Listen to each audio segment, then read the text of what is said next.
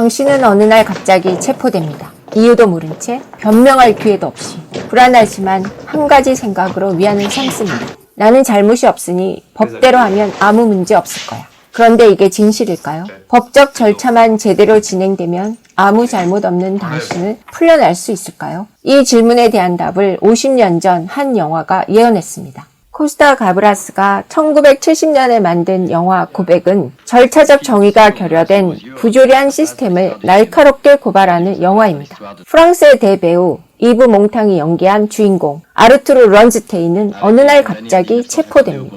이 영화의 서사는 대한민국에서 진행되고 있는 대통령 탄핵 절차와 놀랍도록 닮아 있습니다. 법적 절차가 진행되고 있지만 그것이 정말 공정한가? 아니면 이미 결론이 정해진 시나리오를 연기하고 있을 뿐인가? 라는 질문을 제기합니다. 영화 고백은 정치적 목적을 위해 한 개인을 희생양으로 만드는 과정을 날카롭게 묘사하고 있습니다. 무고한 사람을 조작된 논리로 체포하고 법적 절차를 가장한 연극을 진행하며 결국 그를 희생시키는 과정을 보여줍니다. 자, 이제 고백의 스토리를 자세히 살펴볼까요? 아르투르 런스테인은 평범한 하루를 마치고 차를 타고 귀가하고 있습니다. 라디오에서 클래식 음악이 흘러나오고 그는 깊은 생각에 잠긴 듯이 보입니다. 하지만 그 순간 백미러 속 낯선 차 한 대가 그를 따라붙습니다. 그는 속도를 높이지만 다른 차량이 반대편에서 접근해서 그를 막습니다. 그는 포위당했습니다. 급기야 도로 한가운데에서 검은 코트를 입은 남자들이 그의 차로 들이닥칩니다. 그들은 차량 문을 열고 그를 강제로 끌어내립니다. 런스테인은 당황해서 묻습니다. 무슨 일입니까? 대체 왜 이러는 거죠? 그의 차에 달려든 사람들은 비밀 경찰 요원들이었습니다. 그들은 런스테인에게 기계적인 의조로 말합니다. 당신은 국가의 적으로 체포됩니다. 그는 이유도 설명도 없이 연행됩니다. 사실 그의 체포는 오래전부터 계획된 것이었습니다. 정부는 오래전부터 그를 감시하고 있었고 체포는 예정된 수순이었습니다. 그의 혐의는 아직 결정되지 않았지만 그가 유죄라는 사실만큼은 이미 확정된 상태였죠. 그는 차에서 내리자마자 감방에 던져집니다. 감방은 작고 어둡습니다. 벽에는 습기가 가득 차 있고 먼지 냄새가 납니다. 간수는 그를 감방에 밀어 넣으면서 소리칩니다. 걸어! 무조건 걸어! 닥치고 걸어! 그는 좁은 방 안에서 계속 걸어야 합니다. 하루 종일 이유 없이 목적지도 없이 걸어야 합니다. 그에게는 신문도 없고 취조도 없습니다. 오직 한 가지 명령 만 있습니다. 그가 잠시라도 멈출라치면 어김없이 간수는 걸어라고 외칩니다. 이 상황에 너무 불안한 주인공 런스테인은 오히려 자신을 신문해 달라고 애걸합니다. 물어보세요. 뭐든지 말해줄게요. 누구도 강요하지 않았지만 그의 입에서는 저절로 고백의 말이 나오기 시작합니다. 이 장면에서 우리는 알 수 있습니다. 정시적 불안과 육체적 필요를 극한으로 끌어올리는 새로운 고문 방식을 보게 됩니다. 그는 자기도 모르게 유죄를 인정하는 절차를 스스로 진행하고 있습니다. 며칠 후 진짜 신문이 시작됩니다. 그러나 신문이라기보다는 확인에 가깝습니다.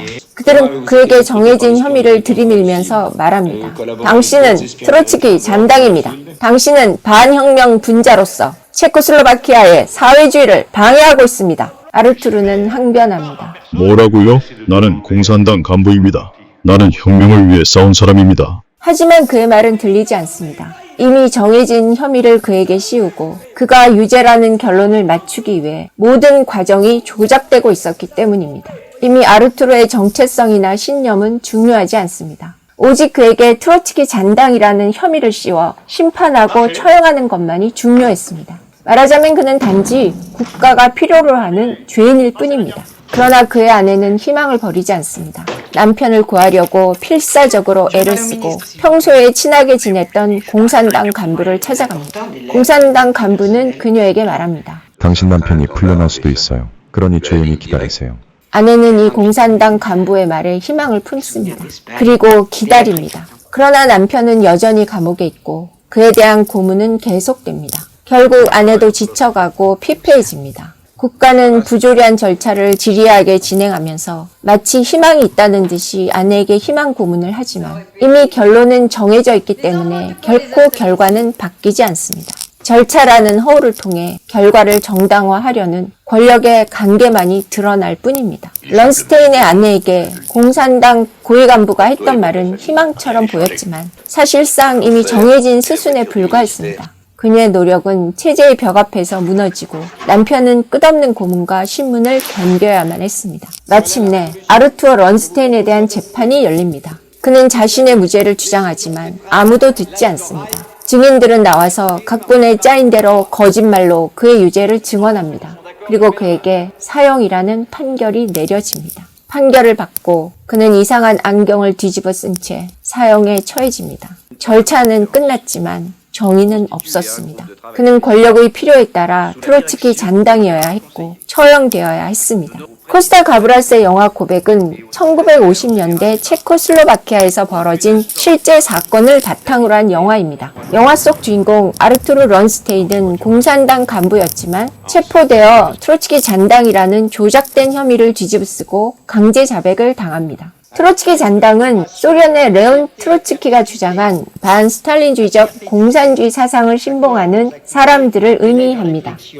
하지만 1950년대 동유럽 공산주의 정권에서는 정치적 반대자를 제거하기 위한 마녀 사냥용 혐의로 남용되었습니다. 실제로 트로츠키주의자가 아니더라도 권력 투쟁에서 제거하려는 대상에게 이 죄목을 씌우고 강제 자백을 유도한 후에 처형하거나 숙청했습니다. 지금 대한민국에서 벌어지고 있는 상황도 이와 유사하지 않을까요? 많은 사람들이 대통령이 실제로 내란을 일으켰다는 증거가 없는데도 내란죄라는 제명을 붙이려는 시도가 진행되고 있다고 믿고 있습니다. 만약 그렇다면 이것이야말로 트로츠키 잔당이라는 혐의처럼 정치적 숙청을 위한 맞춤형 죄목이 아닐까요? 영화에서 보듯이 트로츠키 잔당 혐의를 받은 사람들은 공정한 재판을 받을 수 없었습니다. 고백의 주인공처럼 그들은 체포된 순간부터 유죄가 확정된 상태였습니다. 지금 대한민국에서도 대통령에 대한 탄핵 절차가 법적 판단이 아닌 정치적 연출에 의해 진행되고 있다면 그것은 이미 결과가 정해진 절차일 뿐일지 모릅니다.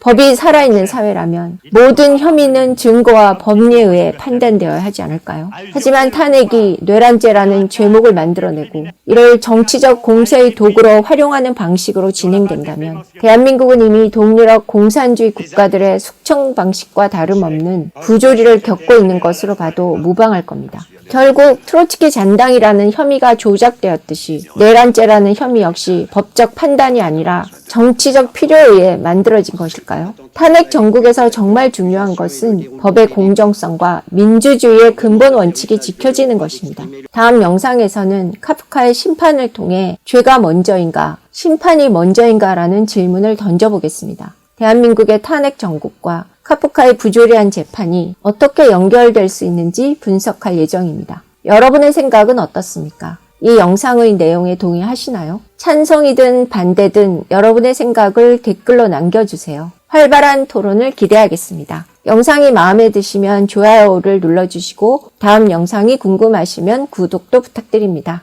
감사합니다.